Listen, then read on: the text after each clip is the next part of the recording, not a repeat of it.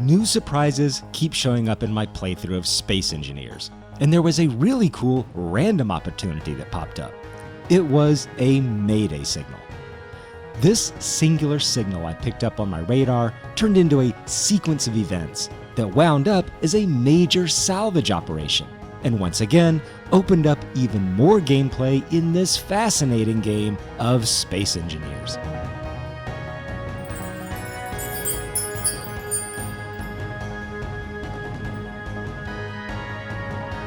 Now, I have two playthroughs running simultaneously. One that is where this whole series started as a single player, and a second one where I joined an open player server hosted by Dadspeed. So that might have been a little confusing to folks following the series. But this particular episode is back on my single player game. It started with setting out to scout some asteroids with a new build. I made this fairly small, heavily armored, and heavily armed scout ship to look for resources. I also went from space down to the Earth-like planet to restock on ice and hydrogen because it's an all-hydrogen powered build, and that was before returning to my scouting. This is where the adventure started. During several previous little tours out in space among the asteroids, I had run across the space pirates that showed up as red markers and were often followed by attacking drones and me either running or fighting. But there's another signal that popped up occasionally, and if you're not quick, you'll miss it. It's a Mayday signal. I had seen these before, a very quick marker that pops up on the HUD that I sometimes quickly caught a word of that said Mayday, and then they go away. They only last a second or two, but eventually, after a couple minutes, they seem to flash back up again. I had ignored them, but decided to track one down. So in my little scout ship, when I saw one, I immediately took notice of approximately where it was, slowed my ship, and tried orienting myself in the direction it seemed the signal came from, and waited. Sure enough, a couple minutes later, the signal showed up again, and I was able to hone in better and travel in its direction. Fortunately, I had a front-facing camera on this scout ship, just for this kind of advanced scouting purpose. And as I got close, I was able to zone in on that signal. It was a giant ship, a slightly wrecked ship, and a space pirate ship. So there were several layers to this encounter. I pretty quickly discovered that a disabled ship, as it looked, still had weapons, and were still fully operational.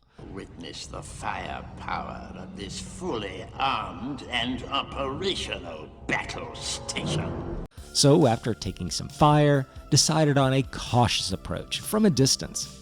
Luckily, I had a couple long-range cannons in addition to some Gatling guns. So by keeping at the edge of my gun's range, was able to whittle down and disable their weaponry. I really didn't want to get involved in an gunfight, even with a disabled ship. This wreck was so cool. So now phase 2, explore it. It kind of felt like I was on an episode of Star Trek, where the crew comes across a derelict craft and go search the craft for survivors. I didn't expect to find any actual AI players, but I did find what was a very well laid out ship with all the components and trappings to make it fully flyable. She may not look like much, but she's got it where it counts, kid. So this wasn't just some hull. This was an actual ship with gyroscopes, engines, fuel tanks, storage containers, functioning control panels, and more. Down in the hold of the ship, I found an entire mining vessel, fully intact, and looking like it had a nice mix of hydrogen and ion engines. A nice addition to my little expanding fleet. In fact, it was right about then I realized I might be able to take this whole massive carrier ship. So at first, I tried more of a hijacking maneuver. I tried hacking several key components to gain ownership and figured if I hacked enough of the core components it takes to fly a ship, I could fly the ship. Now, when I say hacking, you might have noticed the little line that appears when you're grinding down a component that says functional hack. Well, apparently, you can partially grind an item just below this line and weld it back up to give you ownership and control over the component. It's how a lot of people steal or forcibly board other people's ships.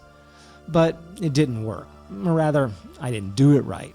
or maybe the ship was damaged in a way where it couldn't fly. But in any case, I couldn't fly the ship. So, time for Plan B. Plan B was to tow the ship back to my mothership parked on the moon. But could I move it with just my little scout ship? I parked on top of the thing and used the magnetic plates on the bottom of my scout ship and hit the thrusters. It moved, but something was holding me back. It wasn't a lot, but it occurred to me that the mining ship engines were still on. And it was possible that inertial dampening might be kicking in that little mining ship and tugging me backwards inside of the hull of the big ship. I had had the foresight to turn off inertial dampening on the big ship, but not the mining ship. So I hacked the thing and took care of that. Time for trial 2. This time it seemed to work. Granted, acceleration was incredibly slow, but it moved, and I had enough hydrogen fuel to lay into the thrusters a few minutes to get it up to speed. This was amazing. Just the thought of moving the wreck and being able to get it back home successfully was such a space salvager move. And even though I'm sure this has been done by many players and was probably all part of the developer's design, it still felt very emergent, very innovative, something that felt spontaneous and newly discovered in the open sandbox of space engineers. I also knew that this plan was not going to work. With the amount of thrust I was putting out just to move the ship in the weightlessness of space, there was no way I'd be able to bring it down safely, even in the light gravity of the moon. I needed more power. So, with the space wreck now at a stop, I marked its GPS location and went back to my mothership. Now, I could have brought the whole mothership. It could have handled the weight of the wreck easily, but I decided my mining ship would probably be enough. Hopefully. Now, back with the mining ship, it was the same action of magnetically attaching the wreck and heading out. The ship did move much better, and with the mining ship designed to lift and haul heavy weights of ores and ice, I was counting on it being enough. I liked this risk. Would I be right? Or would I start to lose the battle of weight and gravity as I descended farther into the moon's gravitational pull? In any case, I got myself prepared for a quick release in case I had to cut the wreck loose. It was slow and steady, testing the increasing gravity in stages and slowly descending. It was working. A crash landing would be avoided, and it wasn't too long before a slow and gentle landing settled the wreck next to my mothership.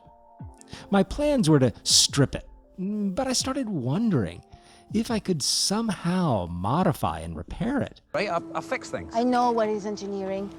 Maybe somehow conjoin this fixed-up wreck to my mothership. I just wasn't sure. I've seen some people even use the blueprints for these wrecked ships in the game and use the holographic projection to weld them back up. But I'm trying to do everything here in the game and not go external to these sources to do it, so that wasn't going to work for me. But it was here, successfully, so I could do whatever I wanted. And you can be successful and do whatever you want too, if you're the lucky winner of this month's Eco Giveaway. Yes, it's an Eco Giveaway on a Space Engineers video, but that's how I roll, unconventional. So to enter, just enter the key phrase Earth Videos in the comments of this video, or any other video I produce during the month of October for a chance to win. I'll do a random drawing after the end of the month and announce the winner in a subsequent video. I have no idea what I'm going to do with this wreck now that it's here, but I'm starting to think it might get towed back out into space to be the starting raw material for a space station. I just don't know. But I'm going to be covering that action. And I'm going to be starting a couple other playthroughs with The Long Dark and Red Dead Redemption 2.